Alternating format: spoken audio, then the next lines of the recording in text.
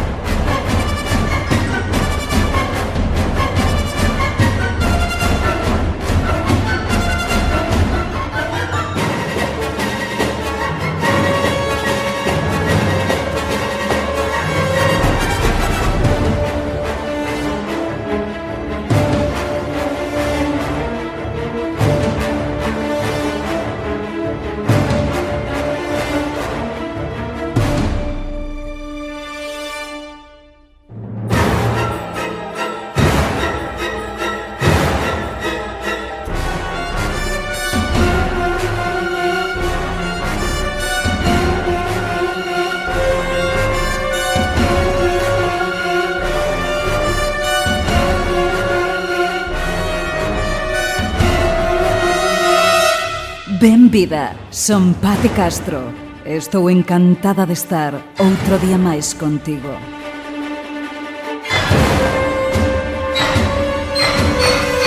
Hoxe traioche un programa especial, Samaín, onde nos mergullaremos no universo do oculto, porque nesta noite especial para os nosos antergos celebrábase a colleita e preparábase para pasar a noite onde os espíritus e os vivos teñen oportunidade de atoparse. Desta volta non hai entrevistas, nin seccións. Desta volta traio-vos un programa cargado de lendas galegas e misturado coa música dos grupos da terra. Este programa non sería posible sen a colaboración de xente xenerosa que me ofreceu a súa sabedoría para recopilar este legado musical inspirado na nosa mitoloxía.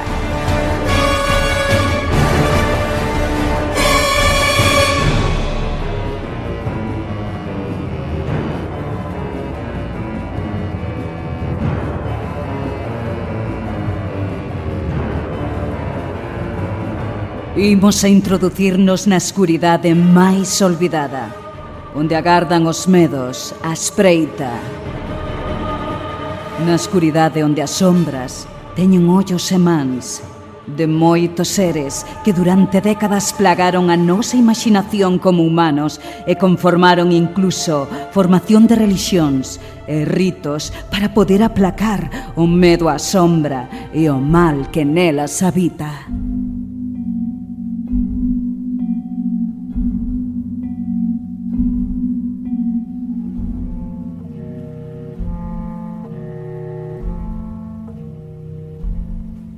Durante séculos, as persoas convivimos con cultos ás forzas naturais. Os elementos facían posible a nosa vida e buscábamos neles acubillo para as respostas vitais e existencialistas que nos asaltaban.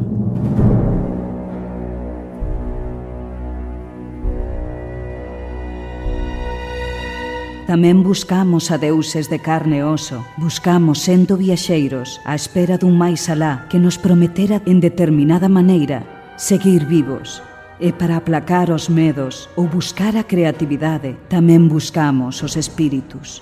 Ese toque das musas que sempre vai ligado a ser humano.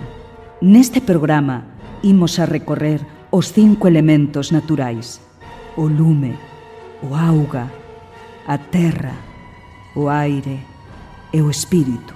En cada un deles faremos referencia a lendas ligadas á nosa cultura.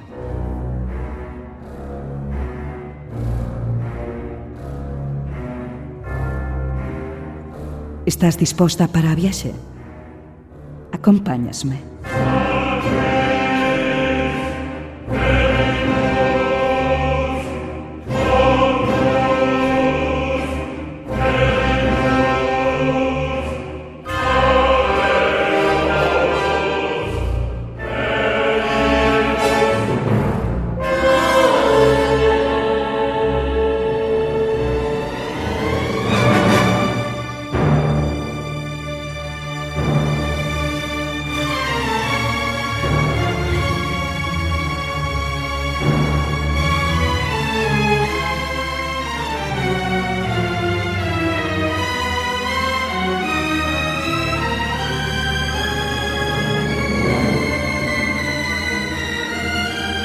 Con este rito de xuntar os elementos faremos o noso propio conxuro esta noite de Samaín.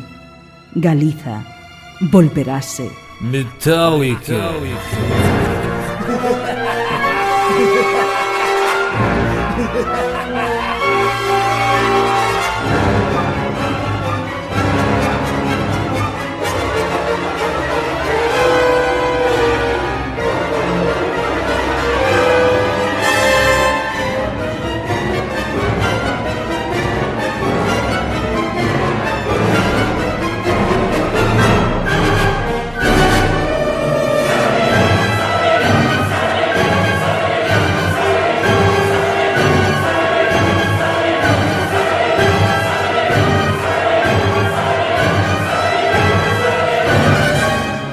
O lume é un dos elementos naturais de tipo masculino, asociado a calor e á vida.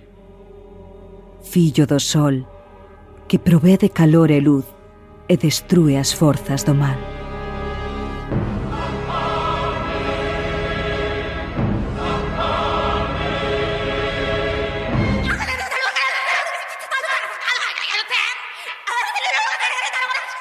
E do lume que arde nos corazóns e nas almas, veño vos a falar, pois durante séculos as mulleres pasaron de ser as vestais encargadas do seu coidado para acabar morrendo entre as chamas, acusadas de bruxaría.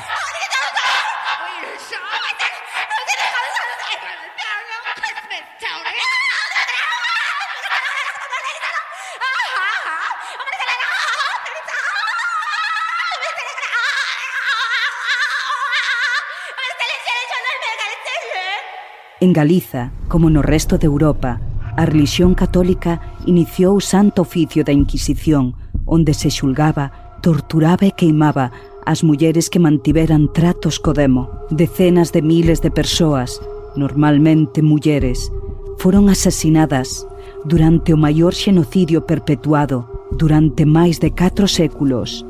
Nos países onde se disputaban protestantes e católicos, a caza de bruxas foi máis intensa todavía, pois o medo ás bruxas foi difundido para fidelizar e atraer a defensores da Igrexa.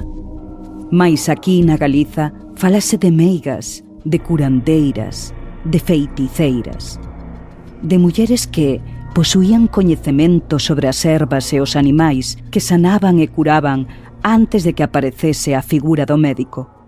Esas mulleres aparecen nos contos e nos debuxos infantís, cheas de verrugas, con longas narices e bocas desdentadas.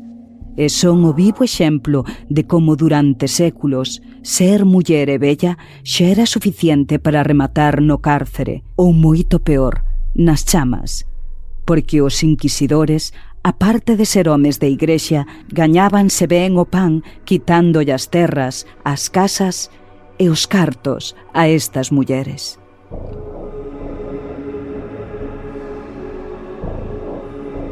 Comecemos co reconto dunhas mulleres que tiveron a mala sorte de atoparse con mal de fronte, con demos vestidos de sotanas e adoradores de un deus que sorría compracido ante os berros, as torturas e a morte.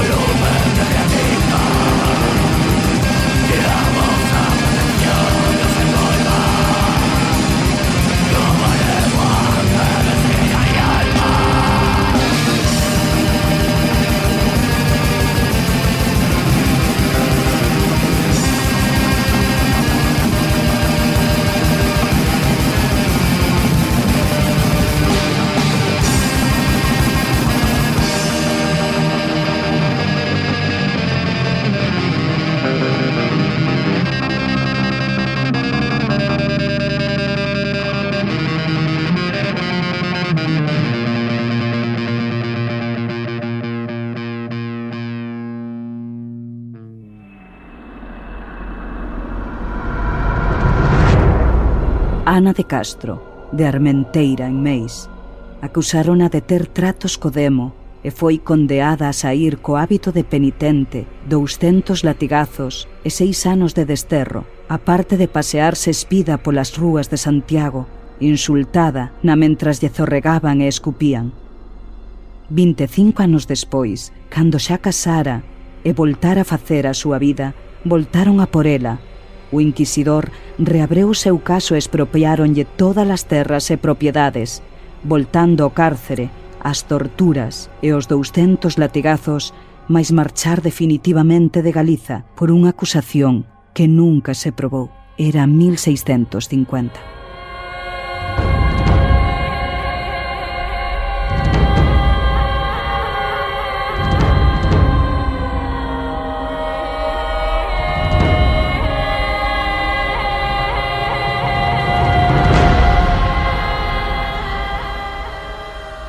En 1617, María Soliño de Cangas. O seu crime, defender a cidade dunha invasión da tropa turca. Nesta defensa, morre o seu marido mailo seu irmán, e ela, con máis de 70 anos, fai o posible por axudar ás mulleres que quedan soas a ser autosuficientes. Foi apresada por vagar de noite pola mesma praia onde perdera os seus seres queridos. Quitaronlle as terras, que eran bastantes, as propiedades, e torturaron ata voltala tola, e deixaron a que vagara soa e enferma ata a súa morte. 1617, a Mangallona, Leonor de Fragas, tamén era de Cangas, de profesión curandeira. Foi acusada de ser a líder dos aquelarres que se facían no Morrazo. O seu pai fora un indiano rico e ela fumaba, bebía e mantiña relacións con moitos homes. Quitáronlle as terras, as súas posesións e fixeron o mismo que cas outras. Desta, ademais, dice que aparécese incluso despois de morta.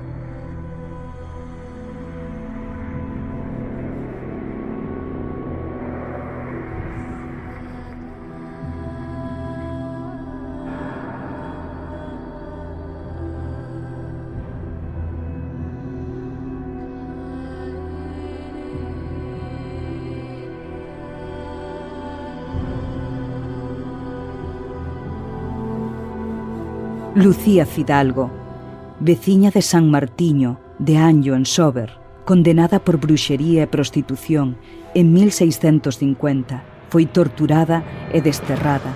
O seu delito, ser pobre, filla de nai solteira e mendicante. Seica que aos 13 anos súa nai presentoulle o demonio e cando quedou orfa comenzou a pedir. 8 ranchiños morreron nunha casa onde pedira e non lle deran. Foi denunciada, encarcelada e torturada no potro, paseada desnuda e cunha soga, con 200 latigazos e o desterro de máis de 6 anos. Cando anos despois voltaron a acusala, atoparon a tola.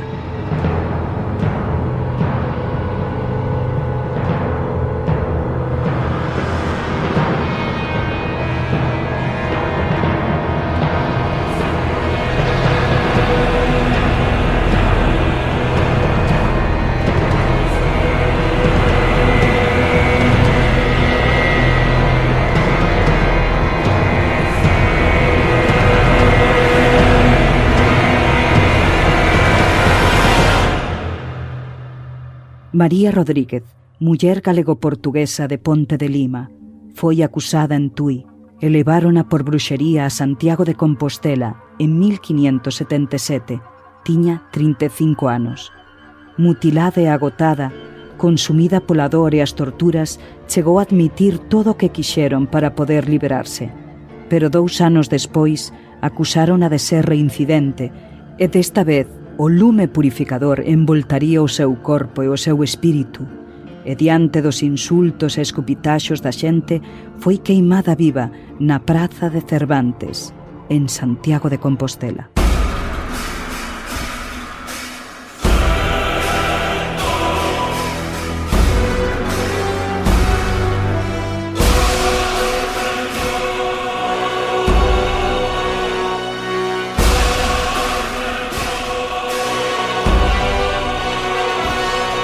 A Santa Inquisición rematou en 1808, suprimida por Napoleón Bonaparte, e fíxose efectiva no 1813.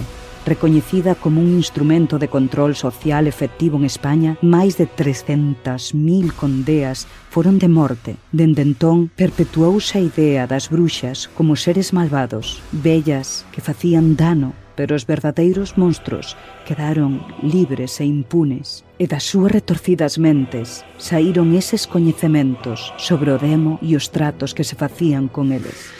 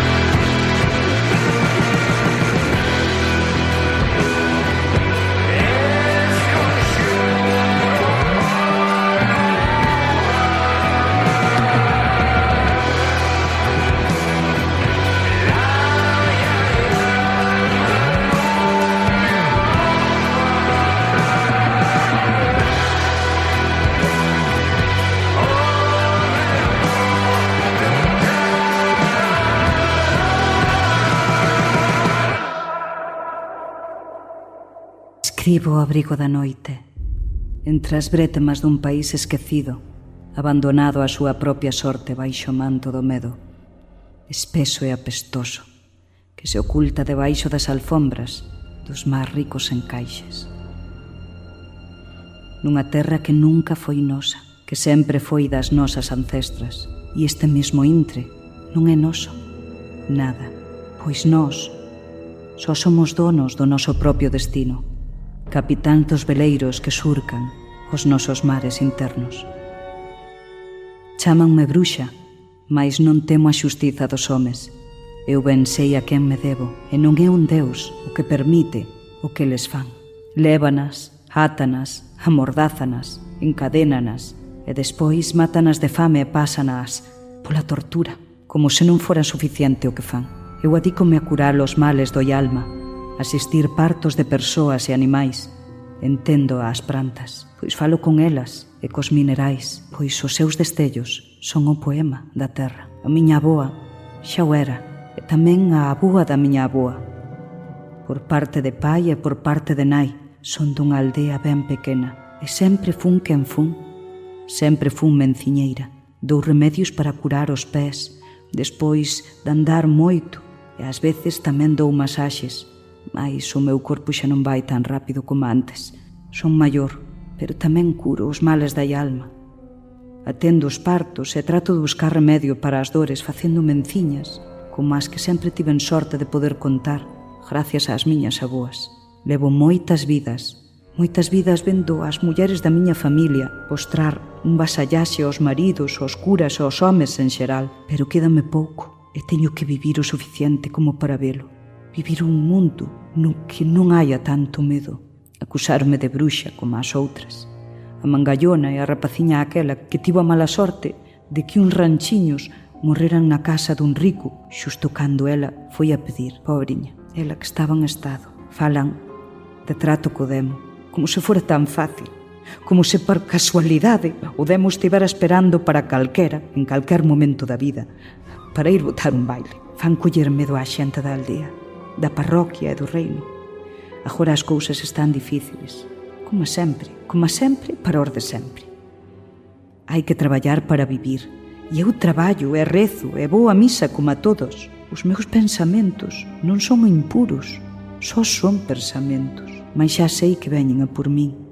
Rematarei recordada ou non, o meu marido non é tan rico, e o meu exemplo de 200 latigazos en cada parte do meu ser, na mentras me pasean dernuda polas rúas de Santiago, na mentras toda a borralla da vila me escupe. O mellor non importa, e non queda nin tan siquera rexistrado. Eu, que non fixen mal ningún, que perdín a casa e as terras, a cabeza e os meus seres queridos polo camiño, e terei sorte de non morrer na fogueira, ardendo para que as chamas purifiquen seica o meu ser, para ser máis pura pa este Dios, o seu Dios, contra o que din que fixemos mal. Fixemos mal, quen? Por facer misas co demo, seica, por mirar mal, por mirarnos moito ao espello, por andar solas, por sorrir moito ou moi pouco, por ter un aborto ou por non ter fillos, por calquer cousa, porque calquer cousa fixo que nos uníramos co maligno, como se fora algo normal. Mais para min, despois de tantos castigos e maldades cometidas, hacia min e hacia os meus seres queridos, só me queda descansar e que me maten rápido, ou que se remate isto canto antes. Só consiguen alangar máis e máis as torturas, na mentras me recordan como foi, en donde estaba, con canta xente, en que momento conocín ao maligno, que me dixo que tiña que facer para facer dano. O medo refléxase nos seus ollos como as chamas dun lume interno, e vexos cálidos de desexo. Queren que sexa alimentado, queren relatos imposibles de orxías, de bacanais, de desnudos de miles de persoas retorcéndose suorosas, baixo o peso de corpos imposibles, peludos, cornudos que resoplan na noite escura o seu alento primixenio, e cometen atrocidades contra a natura, enxendros que conferen meigas, que conferen poder, dun poder que se utilizaría para o mal, pois son un ser repulsivo, frío, húmido recipiente de desexo carnal, sen unha igrexa é só por ser muller, porque son débil por natura, e porque o demo habita no meu interior a través do desexo carnal, e como a bruxa surco as noites de lua chea e o ceo, e mastúrbome fornico con todos os asistentes ata celebrar unha misa negra, na que invocamos os mortos e damos as nosas almas ao maligno. Belcebú, señor das sombras, que no seu grandísimo saber nos dou decisión sobre o ben e o mal, que está ben o Señor, está ben.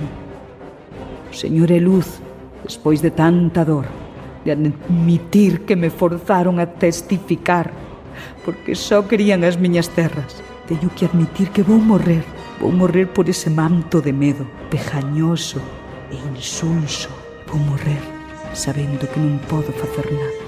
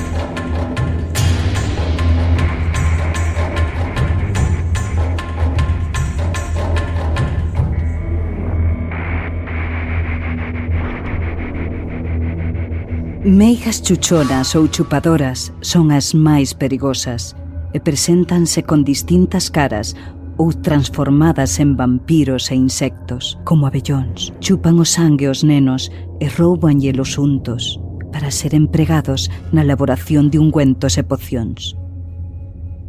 As uncordas ou bruxas rueiras, espías da xente e vixiantes de quen entra e sae das casas. Marimanta e a meiga do saco rouba a nenos e fainos desaparecer. Feiticeira. Viven preto dos ríos e regatos, aínda que anciáns. O seu aspecto non repele, posee unha voz moi bela e cos seus cantos hipnotiza os mozos que se achegan ao río e que se vaian metendo no río, onde ao fin afogaránse. A lavandeira. Esta meiga sorprende o camiñante que pasa por un lavadoiro, convidando a este que axude a escorrer as pezas que lava. Tintas de sangue aínda morno e a consecuencia, según diso, un mal parto. A persoa ha de ter coidado de retorcer a roupa no mesmo sentido que a ela, porque pola contra a desgraza caerá sobre a súa casa. Lobis muller ou muller loba teñen que nacer en Noiteboa ou en Venres Santo, ou deben ser a 7ª ou 9ª dunha familia onde todas as fillas son mulleres. Bedoira é esbelta e agradable no trato, posúe facultades adivinatorias e son expertas en contactar co máis aló para dicir se alguén falecido está a gozar eternamente no ceo ou se aínda penan no purgatorio. Voladoira, voa e fai piruetas acrobáticas no ceo. Cartuxeira, son meigas botadoras das cartas que sempre acertan cando as botan. Agoreira, estas meigas envellecen prematuramente, pero viven moitísimos anos. Dama de Castro, estas meigas viven debaixo dos castros milenarios ou baixo a terra nun castelo de cristal. Levan sempre un longo vestido branco de cola e sempre atenden a solicitude da xente. Xa que goza de benestar e fortuna, ningún tipo de afago ou favor serven para recibir dela consellos ou agasallos. O contrario, da persoa que goza benestar e fortuna, ningún tipo de afago ou favor lle sirven para recibir dela consellos ou agasallos. O contrario, adoita parecerse ás persoas aflixidas por algunha situación difícil da súa vida, e a esas persoas otorga os seus favores. Para defenderse delas e dos seus feitizos, existen amuletos que poden colocarse nas casas ou colgarse do pescozo do afectado. Estes son algúns. Para protexerse, colocar unha escoba a volta do revés tras da porta da entrada, levar un dente de allo e unha castaña pilonga, levar unha figa ou mellor a cibeche con postelán, colgado do pescozo e unhos cornos de bacaloura. Ter na casa terra bendita dos cemiterios ou ramas de loureiro bendito o domingo de Ramos, buscar garras de fera ou dentes de lobo, posuir en forma de varitas colgantes ou pectorales anacos de acibeche, ámbar e distintas pedras capaces de rexeitar os velenos e encantamentos. Tradicionalmente, crese que asaltando a cacharela de San Xoán 3 veces ou un múltiplo de 3 espántanse as meigas.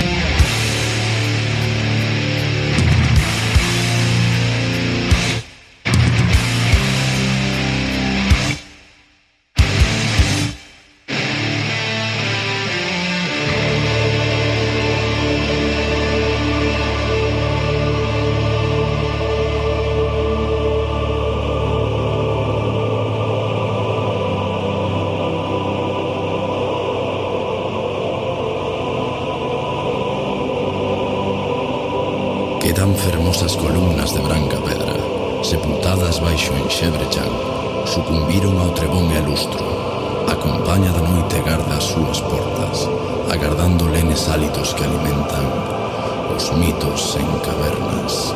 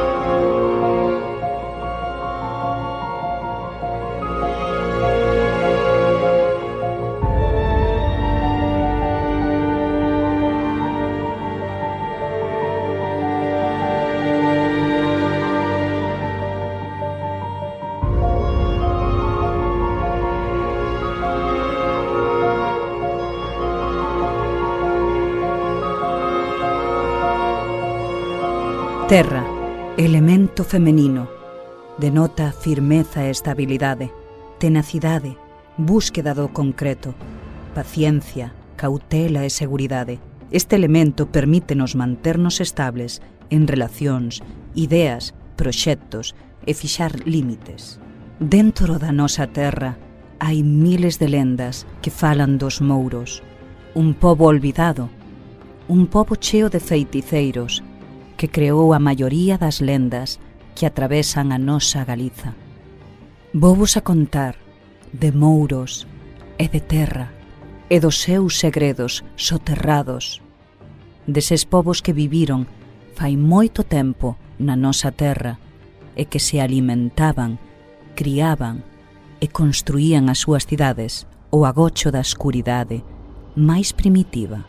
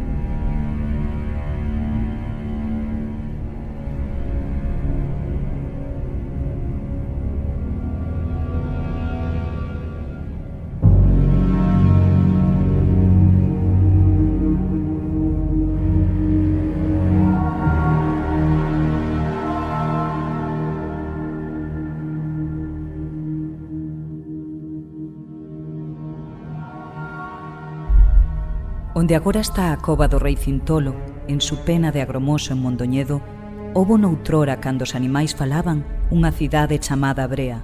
A cidade semellaba un castelo empoleirado. As vivendas e todos os demais edificios íanse superpoñendo en sucesivos andares ata o Curuto, onde, nunha torre esbelta e esverdecente, vivían o Rei Cintolo e a súa filla, a princesa Manfada. As vistas desde a torre da homenaxe eran estasiantes. Os pés da cidade acastalada verdegaba o Val da Brea, fendido por dous ríos, o Valiñadares e o Masma. E máis alá, tras os montes que coutan o paso das néboas húmidas nacidas do mar, gobernaba un azul mesturado de ceo e auga salgada. Cantas tardes pasaría o rei naquel mirador, imaginando que algunha daquelas aves que el planeaban por diante dos seus ollos se transmutase na súa difunta esposa. A raíña fórase e non había de regresar ende xamais. Maila estas horas melancólicas en Brea, os días transcorrían sen grandes sobresaltos.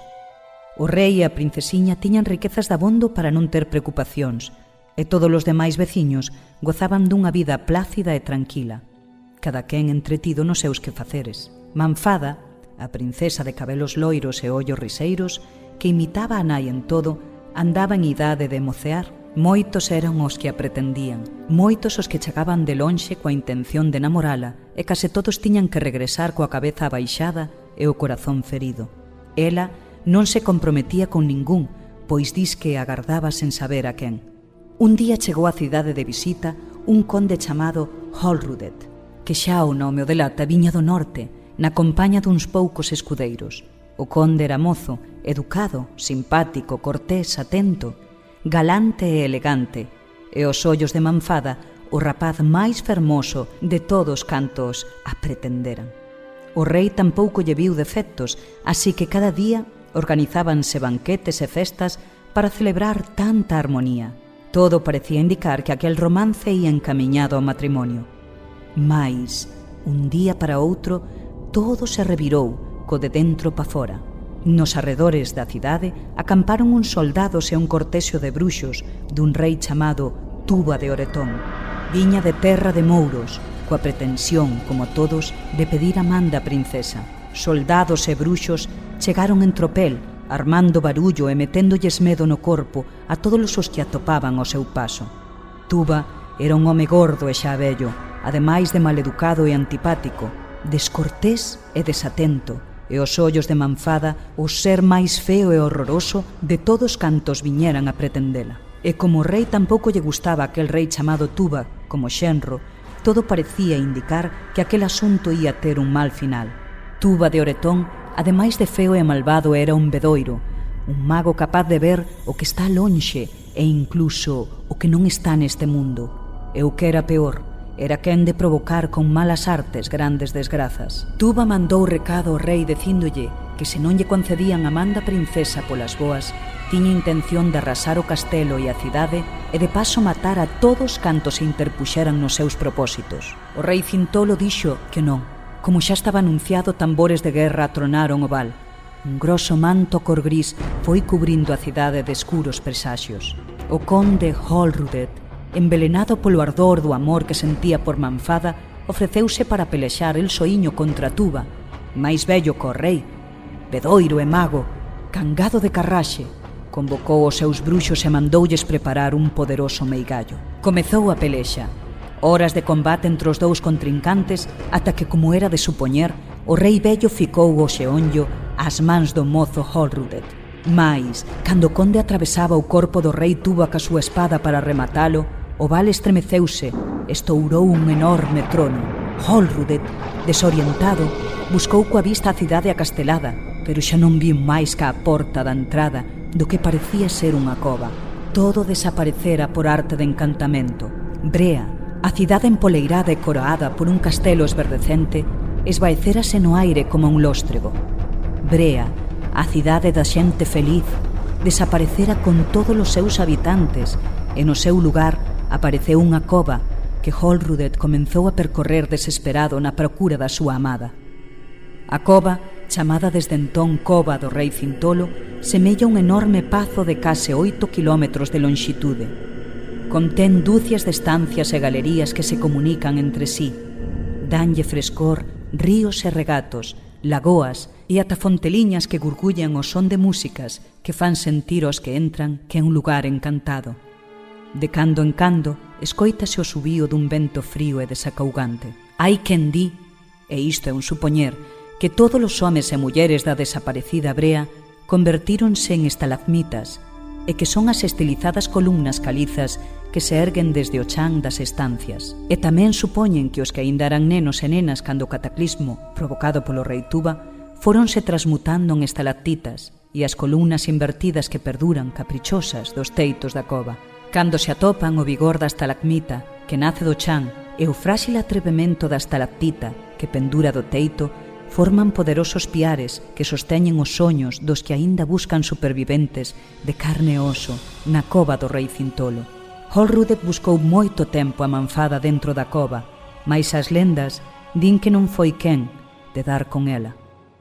Co tempo, o conde deixou de ser mozo, perdeu a xuventude e a memoria, pero aínda debe andar por ali, como sonámbulo, sen saber que fai nin onde está. Hai quen di que dentro da cova escoítanse laios e que hai un monstro vigilante ali dentro, e que Manfada sigue ali encantada, agardando a que alguén se atreva a desencantala.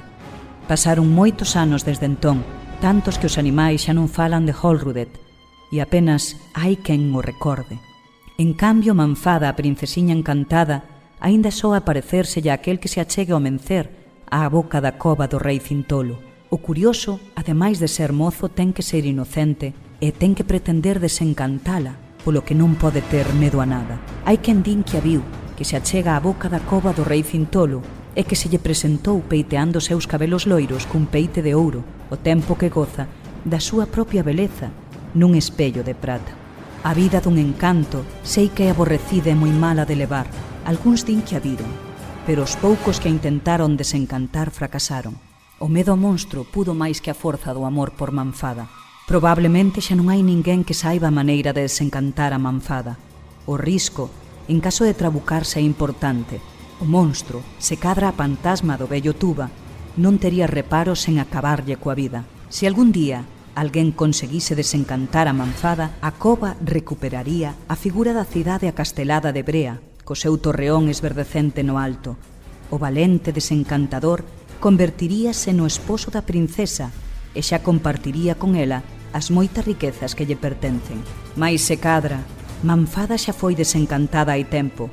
Hai quen asegura que a viron saír da cova do rei Cintolo na compaña dos homes e das mulleres, dos mozos e das mozas, dos nenos e das nenas, que sorrintes e felices renunciaron ao seu dereito de refacer a cidade de Brea para non estragar a cova do rei Cintolo, e que esa xente ergueu unha nova cidade no medio do val esverdecente, que hoxe se chama Mondoñedo, e que o rei Cintolo fíxose bispo co nome de Frei Antonio Guevara, que Holrudet reencarnouse en Álvaro Cunqueiro, e mentras que Tuba de Oretón sigue exercendo de monstro dentro da cova, as casas e o castelo da antiga Brea son agora os humildes edificios que rodean a catedral, o pazo obispal e os outros pazos, capelas e prazas da cidade.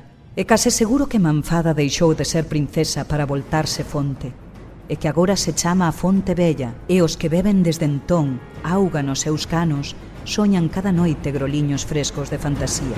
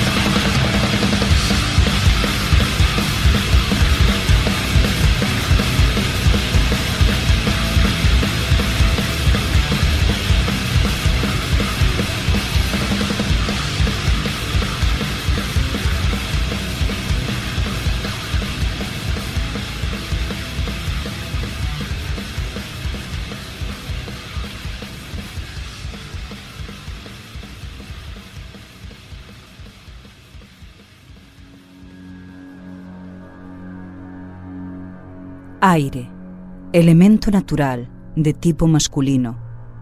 Representa a comunicación, a mobilidade, a intelixencia e relaciónase co ceo e cos corpos celestes, tales como a lúa.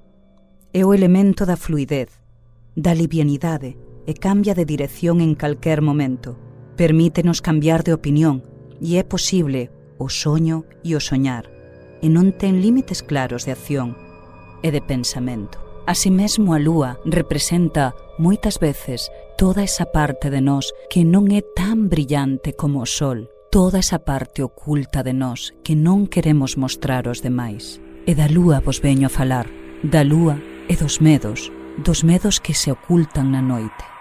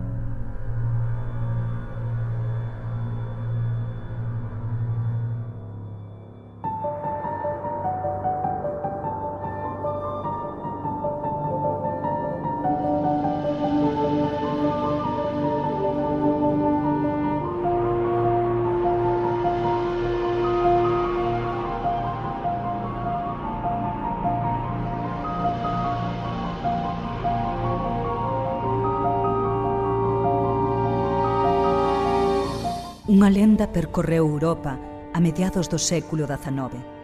Contaba que en Galiza había un lobisome, un home lobo, que mediante enganos mataba a nenos e mulleres, extraíalles o sebo ou unto, e que o vendía en Portugal. Manuel Blanco Romasanta foi o primeiro asasino en serie de España, condenado a pena capital por recoñecer 9 dos 17 crimes que se lle achacaron. Romasanta naceu en 1809, aparentemente como unha nena, a que chamarían Manuela. Os seus pais creron que era unha nena ata que cumpriu os 8 anos. Recentes estudos indican que en realidade atopámonos diante dun caso claro de hermafroditismo. É dicir, Manuel tiña sexo feminino, pero segregaba unha gran cantidade de hormonas masculinas e sufría fortes episodios de agresividade. A historia conta que Romasanta non alcanzou 1,40 m de estatura e que, cousa excepcional, para a época podíaselle considerar instruído, xa que sabía ler e escribir. Casou aos 20 anos e 2 anos exerceu como xastre, pero, cando pouco despois a súa muller faleceu, cambiou o seu oficio polo de viaxante, o que lle permiteu percorrer o noroeste da Península Ibérica. O seu primeiro encontro coa lei chegaría en 1844, cando foi acusado de asasinar a Vicente Fernández, un garda de León que o ia embargar por unha débeda de 600 reais. Condenado a 10 anos de prisión, Romasanta deuse a fuga e foi declarado en rebeldía. A pesar de emitirse unha orde de procura e captura, logrou esconderse e vivir durante meses preto da fronteira con Portugal. Tras reaparecer no pobo de Allariz, Romasanta empezouse a integrar no pobo rapidamente e foi aceptado. Manuela García Blanco, xunto á súa filla, quería buscar un futuro mellor e foise de Galiza para atopar unha boa casa na que poder servir. Para eso quería ir a Santander e Romasanta, o que todos consideraban un bo coñecedor dos camiños, ofreceuse a guialas ata alí, onde lles prometeu que conseguirían un bo traballo na casa dun cura amigo seu. Tras varias semanas, Romasanta reapareceu contando a fabulosa historia da casa que atopara para Manuela e a súa filla, mostrando unha carta falsa, supostamente el mesmo redactara, e entregoulle aos familiares das súas víctimas para non levantar sospeitas. Despois de Manuela sería Benita García, que partiría en compañía de Romasanta en dirección a Santander, onde este prometeu a muller que tamén atoparía emprego en casa dun cura. Mais tarde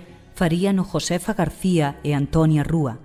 Algunha delas viaxaban cos seus fillos de pouca idade, pero nin elas nin os nenos volverían a ser vistos endexamais. Pasaron as semanas, os meses e os anos, e a inquietude do pobo deixou paso ao temor e a sospeita entre os familiares das desaparecidas. Rumoreábase que algo terrible podía ocorrerlles ás mulleres e aos nenos que viaxaran co tendeiro, como se coñecía a Roma Santa no pobo. Os rumores de que este home vendía graxa e xabón en Portugal e que esta podía ser de orixe humana levou aos aldeáns á terrible conclusión de que o tendeiro podía ser o temido Sacamantecas, un asasino en serie do século XIX famoso por asasinar a 6 mulleres e extraerlles a graxa do corpo para facer pocións e ungüentos.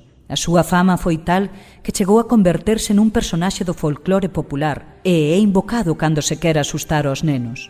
Estas sospeitas, xunto ao achado de varias das pertenzas das vítimas que o propio Roma Santa vendera durante as súas viaxes, obrigárono a fuxir. Durante a súa fuxida, en cada localidade que visitaba Roma Santa deixaba un regueiro de desaparicións e mortes. Finalmente, o 2 de xullo de 1852, Roma Santa foi detido na provincia de Toledo e trasladado a Allariz para ser xulgado. Unha vez preso, o home recoñeceu matar só a 9 das 17 vítimas que lle atribuían. Durante a vista, o licántropo dixo ao tribunal que estaba maldito e contou unha incrible historia acerca da súa maldición. A primeira vez que me transformei foi na montaña de Couso. Atopeime con 2 lobos grandes, con aspecto feroz. De súpeto, caín ao chan, comecei a sentir convulsións. Me revolquei 3 veces en control e aos poucos segundos eu mesmo era un lobo. Estiven 5 días merodeando cos outros 2 ata que volvín a recuperar o meu corpo, que é o que vostede ve agora, señor xuiz. A causa número 1178 contra o home lobo nos xulgados de Allariz data de 1852 e consta de 2000 páxinas manuscritas. Manuel Blanco Roma Santa contou esta asombrosa historia. Os outros 2 lobos viñan comigo e eu cría que tamén eran lobos, pero cambiaron a forma humana. Eran 2 valencianos, un chamábase Antonio e outro Don Genaro, e tamén sufrían unha maldición como a miña. Durante moito tempo saín como lobo con Antonio e Don Genaro, e atacábamos e comíamos a varias persoas porque tiñamos fame. Para demostrar ante a audiencia a veracidade das súas afirmacións, o fiscal pediulle que se transformase na sala xudicial, pero Roma Santa respondeulle que a maldición duraba só uns anos e que estes xa se cumpriron e que nunca máis podería voltar a facelo. O xuízo, que durou aproximadamente un ano, finalizou o 6 de abril de 1853, cando o xuíz de Allariz ditou sentenza. Esta condena, o licántropo, a pena capital aplicaríaselle por garrote vil e tamén unha indemnización de 1000 reais por cada vítima, pero o abogado defensor de Roma Santa tiña acordado un as na súa manga. Tras asesorarse cun suposto hipnólogo francés chamado profesor Phillips, o abogado alegou que non había probas suficientes para condear ao seu cliente e, cunha simple confesión, non se podía asegurar que este fose o verdadeiro autor dos crimes. Despois da alegación, o abogado defensor solicitou piedade á mismísima raíña de España, Isabel II, levando o caso para a súa revisión ao Tribunal Supremo de Xustiza. Pola súa banda, o misterioso médico francés quixo convencer a soberana da necesidade de manter con vida o suposto home lobo para poder estudalo e comprender a orixen da súa maldición, xa que Phillips cría que Roma Santa era vítima da rara enfermidade da licantropía, un trastorno psiquiátrico polo que unha persoa cree que pode transformarse nun animal e non lle fai responsable dos seus actos. Para a sorpresa de Roma Santa e do seu propio abogado e defensor, a raíña Isabel II comutou a pena de morte do acusado pola de cadea perpetua. A lenda que se creou ao redor de Roma Santa perseguiríao ata o día da súa morte. Algúns apuntan que morreu na prisión de Allariz, a mans dos seus compañeiros de celda. Outros, que se escapou e fuxiu aos montes que tanto coñecía. E mesmo hai expertos que sinalan que morreu en 1863 dun cancro de estómago nunha prisión de Ceuta. Sexa como fora, mesmo a día de hoxe, segundo parece, nos montes de Ourense, cando xorde a lúa chea, aínda se escoita o ulido do licántropo de Allariz. Ou, polo menos, iso conta a lenda.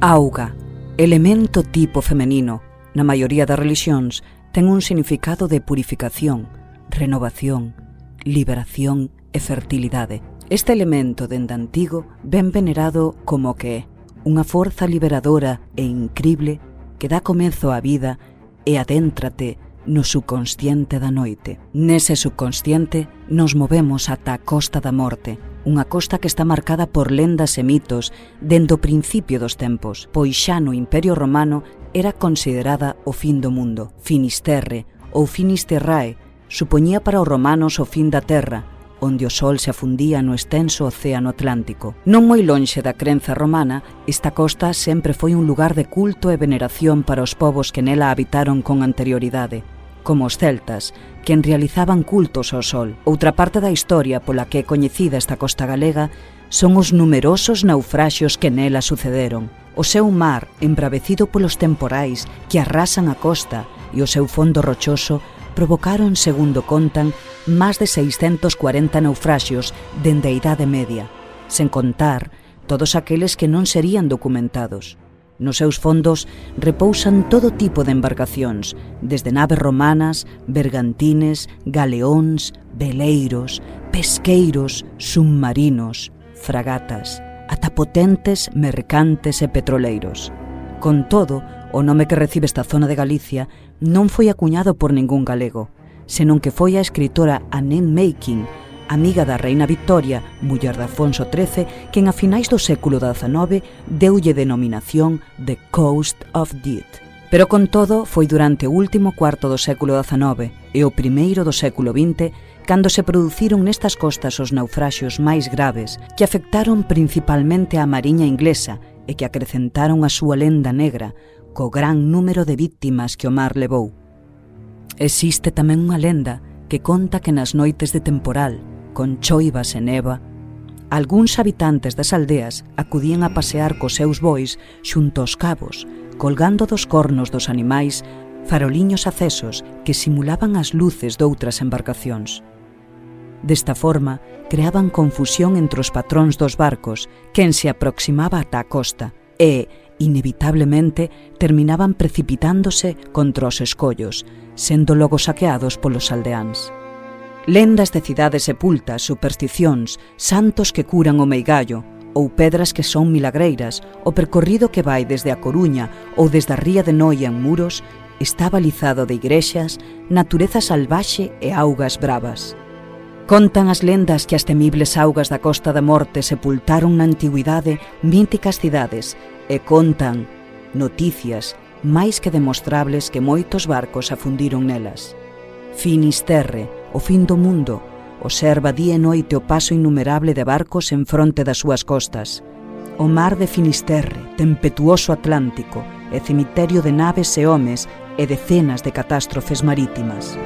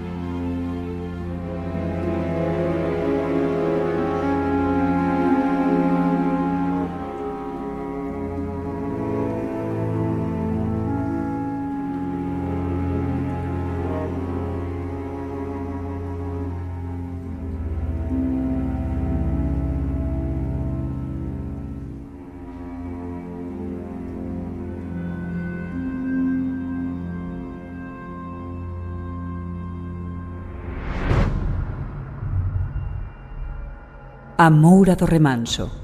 O cabaleiro don Francisco tiña o seu pazo familiar en Castelo de Lago. E ese cabaleiro, que era músico e pintor, fora tamén carlista e pasara moitos anos exiliado en París. Mais pasado un tempo, puido voltar a establecerse no seu pazo. Dicían que deixara amores en París. Non se sabe moi ben se é verdade ou non. O caso é que andaba coxo e supoñíase que fora a causa dun duelo por unha muller. E a melancolía que o caracterizaba debía ter a mesma orixe.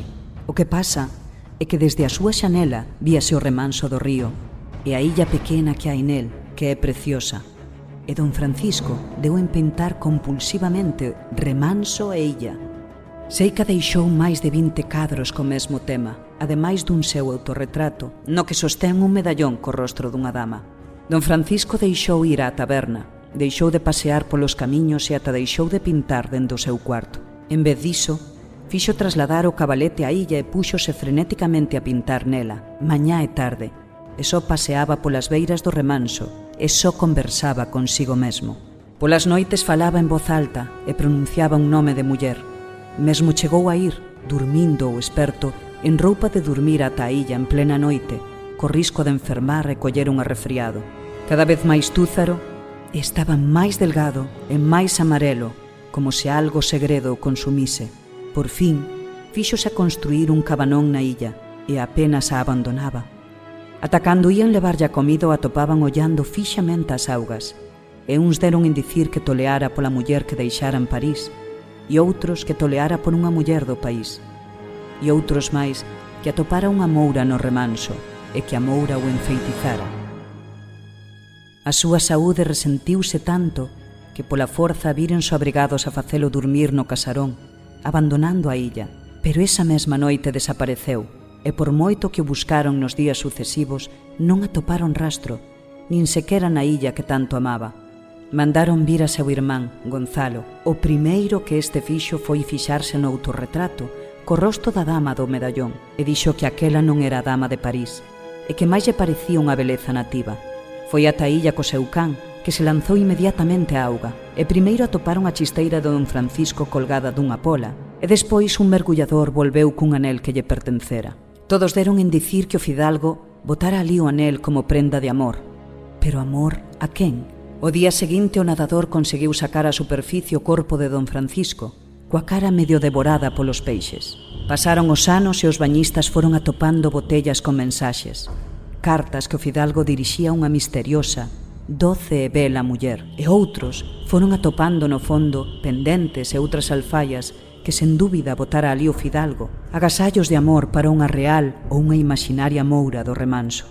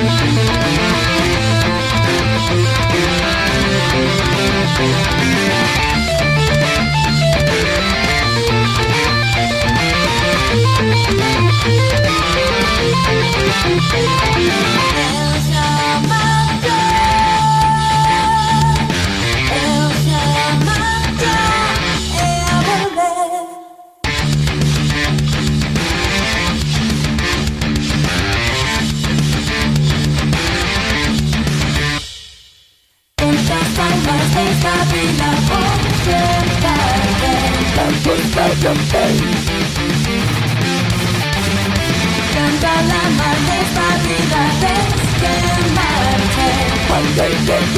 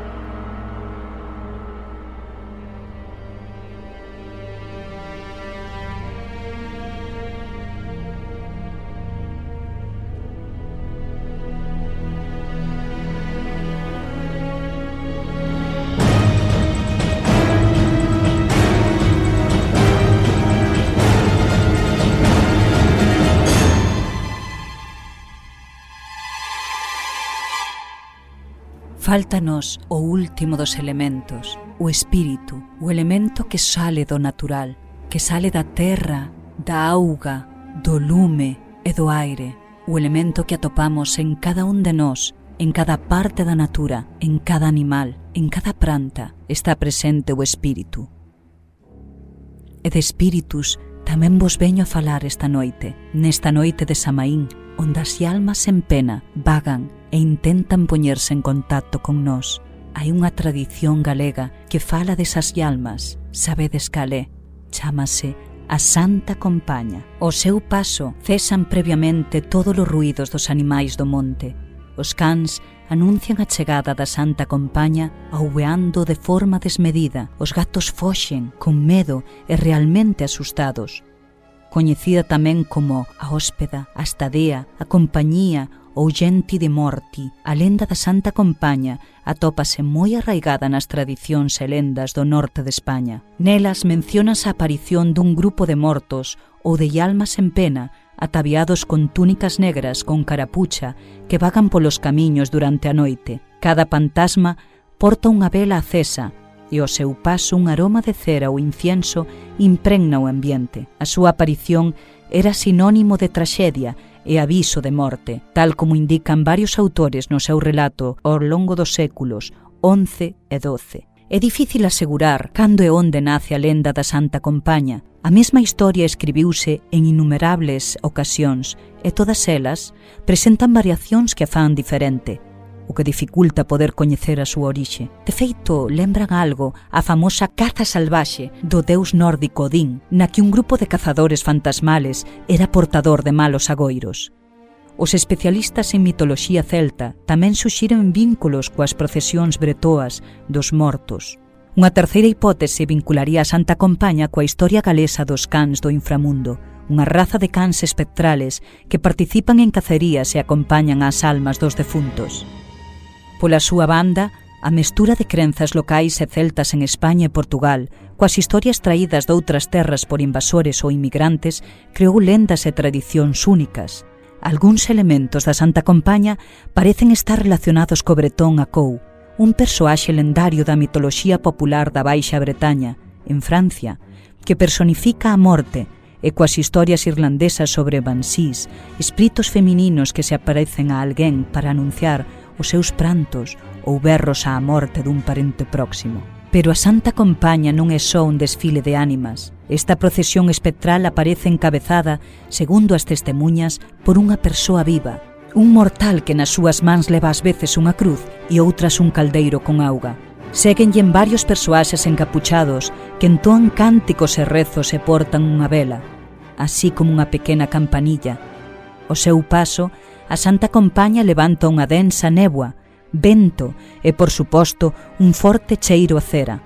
A persoa viva que precede a procesión pode ser un home ou unha muller, dependendo de se o patrón da súa parroquia é un santo ou unha santa. Existe a crenza de que quen realiza esa función non lembra nada do ocorrido no transcurso da noite anterior. Esas persoas escollidas presentan unha extrema delgadez e unha excesiva palidez, que irán ao aumento a medida que se vayan debilitando, xa que a compaña non lles permite descansar nin unha soa noite. Así, están condeados a vagar noite tras noite, ata que morren esgotados. Só poden salvarse se sorprenden a outro incauto o cal traspasar a súa cruz.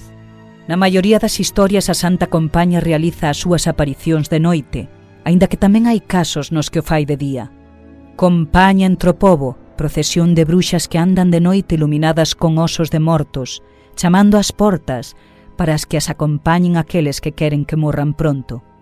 Nalgunhas versións cóntase que esta tétrica procesión transporta un cadaleito no cal xace un cadáver, que pode ser incluso o da persona que sufrirá a aparición, sendo o seu corpo astral o que se atopa na caixa. Existen datas concretas nas que ao parecer son máis frecuentes as aparicións da Santa Compaña, como por exemplo a Noite de Todos os Santos ou a Noite de San Xoán. En Asturias tamén existe unha tradición coñecida como a Güestia, un grupo de persoas encapuchadas que se achegan á casa dun moribundo e, despois de dar 3 voltas ao edificio, o enfermo morre. En Extremadura aparece o cortejo de gente de morti, que se compón de 2 xinetes fantasmales que causan o pánico de madrugada nos povos, xa que quen os ve probablemente morrerá. En Zamora está a Estadea, unha muller que vaga polos camiños e os cementerios. Non ten rostro e o seu cheiro lembra a humidade dos sepulcros. En León coñécese como a hoste das ánimas.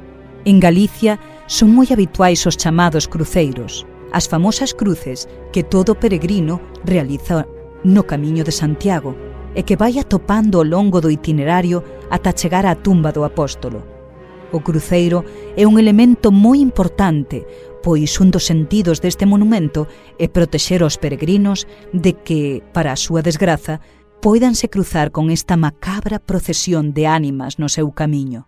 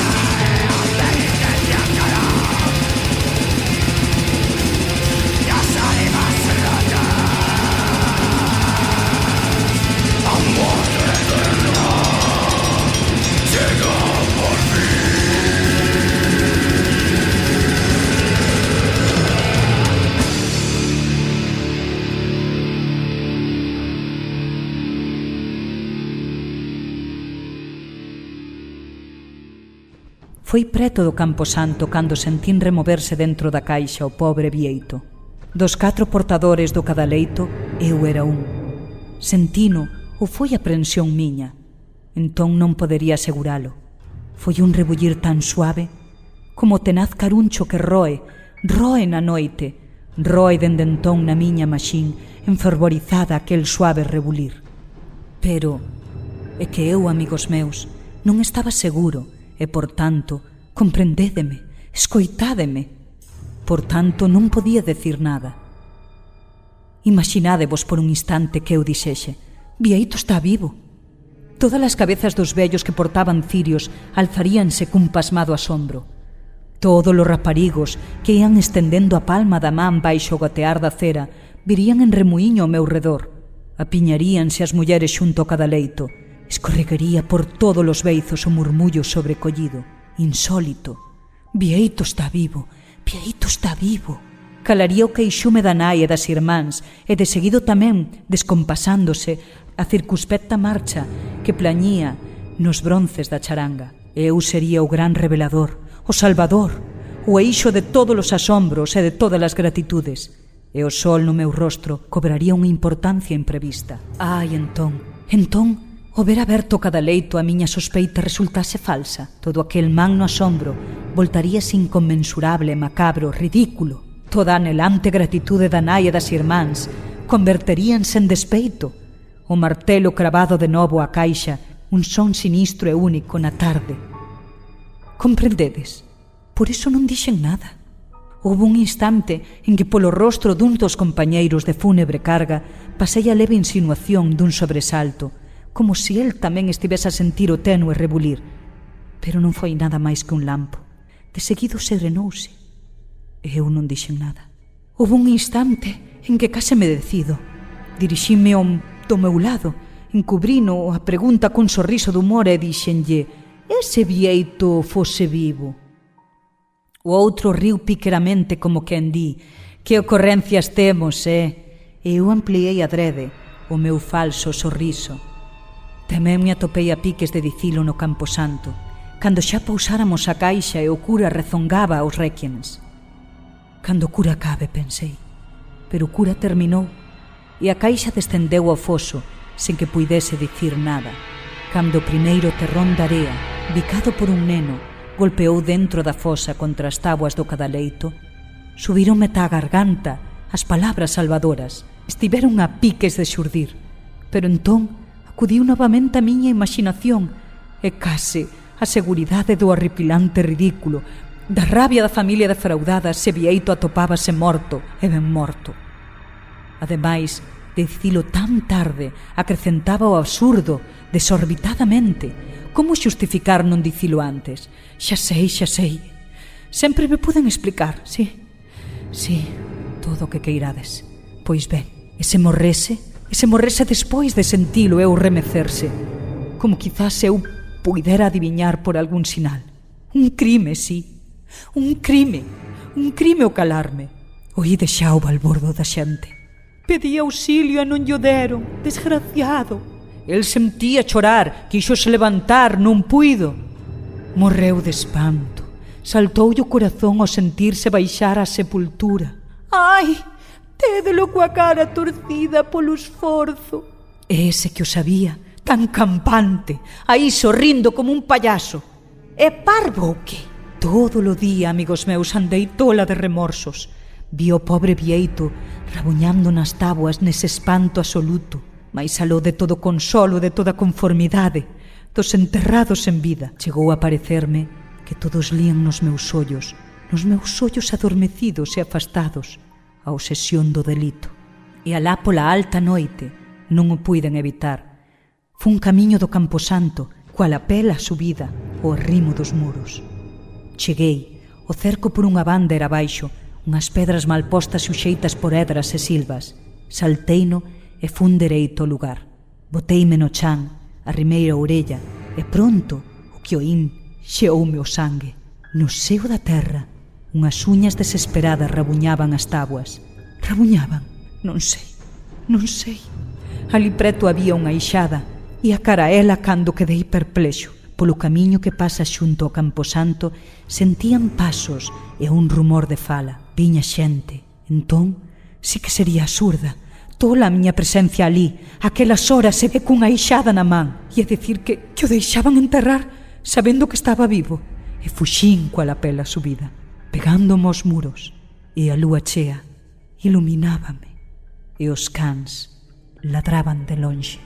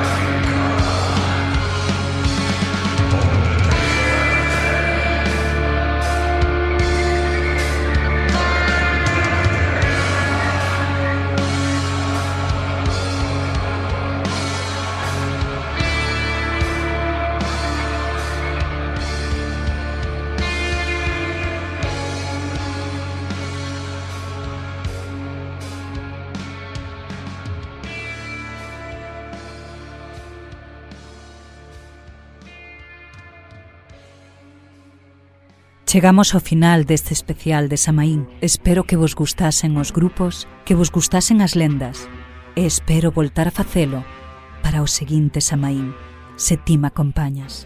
Moitas gracias especiais ao meu compañeiro nos mandos, o imperatore das ondas do extremo, o caos, Filipe Marta, pola súa grandísima labor e apoio constante. Grazas a todas as ouvintes portuguesas de Antena Miño en Braga. E moitas grazas a ti que estiveche presente esta noite. Espero que as forzas do ar, do mar, do lume, da terra e do espírito te acompañen esta noite. Recorda, vai aos concertos, merca música, apoia as túas bandas locais e fai o posible para que Galiza siga sendo Metálica.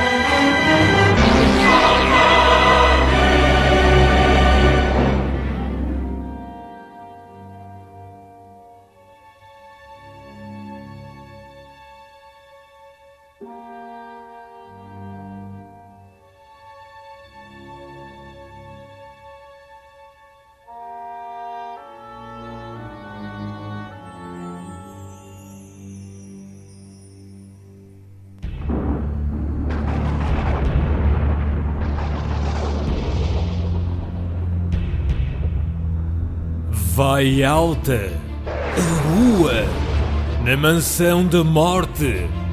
Já meia-noite com vagar soou. Que paz tranquila, dos vai-vens da sorte. Só tem descanso quem ali baixou. Que paz tranquila, mas eis longe, ao longe, funérea campa com fragor rangeu. Branco fantasma, semelhante a um monge, de entre os sepulcros a cabeça ergueu. Ergueu-se, na amplidão celeste campeia a lua com sinistra luz. O vento geme no feral ciprestre, o mocho pia na marmórea cruz. Ergueu-se, com um sombrio espanto, olhou em redor, não achou ninguém. Por entre as campas, arrastando o manto, com lentos passos, caminhou além. Chegando perto de uma cruz alçada, que entre ciprestes alvejava ao fim, parou, sentou-se, e com a voz magoada, os ecos tristes da negra noite acordou.